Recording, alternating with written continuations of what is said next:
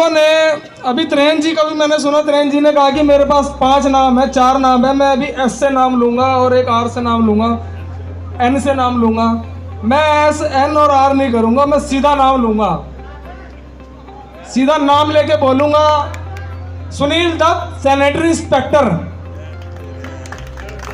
1 number का चोर, जिसने मुझे 50,000 रुपये रिश्वत देने के लिए बोला कि दीना की मंडी, जो आज मंत्री जी कहते हैं ना कि वहाँ पर सफाई करा दिया है और बढ़िया करा दिया है, 4 साल लगातार इस नगर निगम से मैं लड़ा हूँ और आज मेरे पास आज भी वो लेटर पड़ा है। 50,000 रुपये मुझे रिश्वत देने की कोशिश करी कि पासी कूड़ा यहाँ गिरने थे, 50,000 रुपये महीना दूंगा।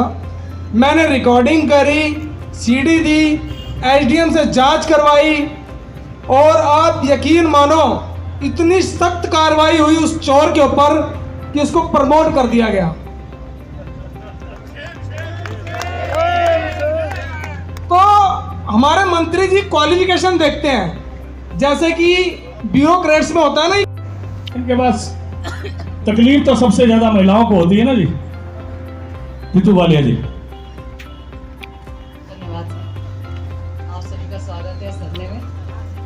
और वैसे तो सब कुछ बोल ही चुके हैं सब, लेकिन सभी की एक ही समस्या है। आज जिस उद्देश्य के लिए हम यहाँ बैठे हैं, प्रॉपर्टी आईडी। प्रॉपर्टी आईडी का मेरा खुद का तजुर्बा है कि मैंने एक प्लॉट लिया था, अभी हाल ही में 5-6 महीने हो गए।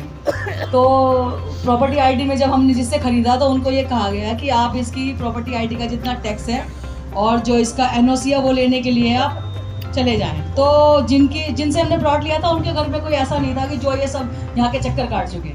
तो मैं और मेरे हस्बैंड यहाँ पे आए। इंकलाब जिंदाबाद, इंकलाब जिंदाबाद। जंग लड़ो बेईमानों से, इंकलाब बाहर मकानों से, जंग लड़ो बेईमानों से।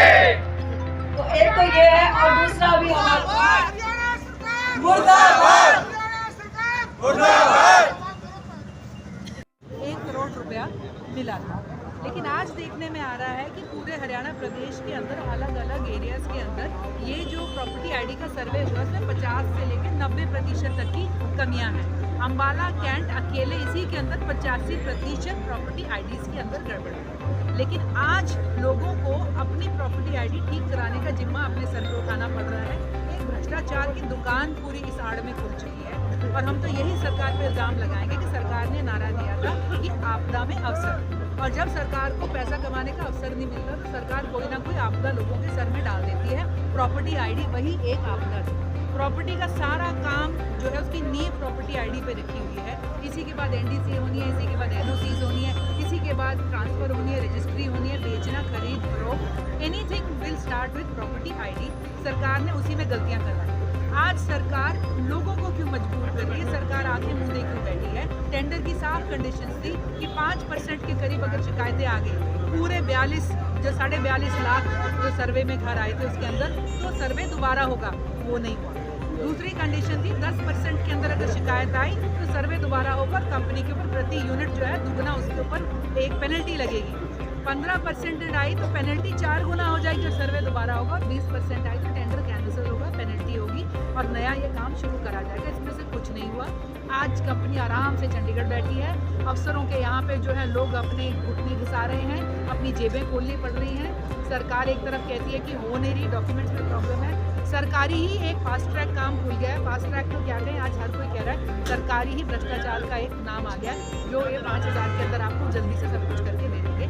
सरकार से हमारी गुजारिश है, सरकार से हमारी मांग है, ये जो पूरा प्रकरण चला है, हर काम में हरियाणा में भ्रष्टाचार हो रहा है। पूरे हरियाणा के अंदर इस बात का संज्ञान लेते हुए सरकार सारी प्रॉपर्टी आईडीज निर्धारित समय सीमा के अंदर दुरुस्त करवाए, जिसके लिए उसी कंपनी को अगर पकड़ना पड़े तो पकड़े। कंपनी को उसके लिए 1 रुपये का कोई शुल्क या अधिकतर कोई पेमेंट नहीं होएगी। कंपनी अपने उसके ऊपर सारा समय सीमा के अंदर काम खत्म करेगी और अगर नहीं कर पा रही है तो उसके ऊपर पेनल्टी डले, उसे ब्लैक लिस्ट करा जाए। टेंडर जिस कंपनी को दिया जाए तो कॉस्ट एंड और रिस्क जो एक क्लॉज होता है कि आगामी कोई भी खर्चा या रिस्क होगा वो इस कंपनी को, राशि कंपनी को आगे दूसरी कंपनी को देना पड़े। लोगों को निचोड़ना, लोगों को तंग करना आज इस मंदी के दौर में, आज इस मुश्किल के दौर में बंद कर दें। अंबाला कैंट में तो उससे भी बड़ी प्रॉब्लम है। आधे से ज़्यादा अंबाला में तो लोग मलबे के मालिक थे, आज वो मिट्टी के मालिक रह गए हैं। ना रजिस्ट्री हो रही है, ना एनडीसी हो रहा, ना कुछ हो रहा। रहा है। तो आज यहाँ पर आम आदमी पार्टी का पूरे प्रदेश में ये आवाज़ उठाने के लिए और हमें और डिस्ट्रिक्ट्स के अंदर भी